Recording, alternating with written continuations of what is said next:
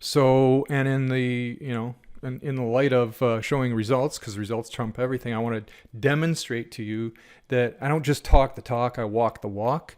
And I've been doing this style of advertising my whole life, really, but in the online world for about the last 4 or 5 years, I've taken a very much a demand generation, persuasion style way of doing it, using particularly videos. I think videos are great. That's why I'm recording to you camera on so you can see me. I think it builds our relationship, builds trust, allows me to get you to a new belief thinking and much easier. So videos are great, but the issue is you got to keep them nice and short and simple. Not like this one. This one is more of a logical based video because I'm trying to teach you this new thing. But you're already a customer or you're already somebody who's on my list. You're warmish. I would never put this video out to a cold audience. All right, so here's an example that I did for Pam Hendrickson. She was Tony Robbins. She was the director or VP of content management for Tony Robbins. So Pam had a big job. She had to put out all of the content that attracted the right audience for Tony Robbins, and that content generated demand. He does things a totally different way. If you've ever been to one of his, live events, the man is just amazing. And so Pam used to do that, and then she went off on her own, started her own business. This is one of the launches that she was doing that I helped her with a few years ago. And so we did this demand generation style thing where we tapped into people's, belief systems and made them believe in something new. That new thing, directly would lead them to purchase something and invest with Pam. But in the beginning, I ran ads for probably 2 or 3 weeks, just creating demand and interest based on this new thing. And so it's a technique. I think Facebook actually dubbed it prime and remind. So, prime and get people interested in a topic and then remind them later when it's time to make a purchase. That's the concept. So Facebook Lives are definitely given the top priority right now. So you should definitely be using that. If you're, shy to do a Facebook Live or you just need to be more scripted, you can do videos and upload them. Fine, no problem. But video for sure. Very, very powerful.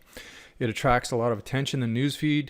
There's all kinds of statistics to show, and they build their algorithm to position video as much higher than other forms of content.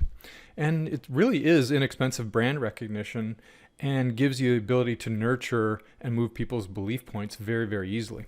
So if you can combine that together with this concept of moving the belief points and educating people to what your value innovation is that will help them get their desired outcome, much, much more powerful and a much better way to do this. And there was a study done by Nielsen's actually that showed that if you put out a video and do that as kind of a branding based kind of a thing, then the ad recall, even if they only watch 10 seconds of it, ad recall goes up by 74%. And brand awareness by 65%. But here's the one that I think is most important right here. The cumulative impact on purchase intent goes up 72% when only 10 seconds of your video is watched. So what I like to do is create a few of these videos. With Pam, we probably did, 8 or 9 or 10 before the actual event. And this was one of the kind of middle level ones where it's a video. It was only, I don't have the video, but it was only maybe 3 minutes long, something like that. And this one actually did have a call to action to, sign up for her live cast. So, in the beginning, you don't really want to give a call to action because that's the whiskers and cheese. They feel like they're being sold to. In the beginning, you just give, right? Based on their belief points, move them to a new belief point.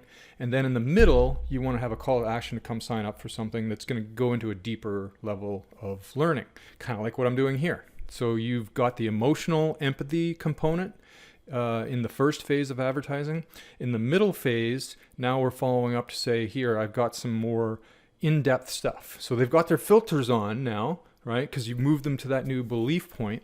And so they've got their filters on, they're scanning and watching for that. And when they all of a sudden see you and you're saying, sign up for this thing because I'm going to teach you the next level of it, they've already got their filter on, so they recognize that's something that's valuable, and they're going to probably be more likely to take action, not only by signing up for the thing, in this case it was a live cast, but also in purchasing in the end.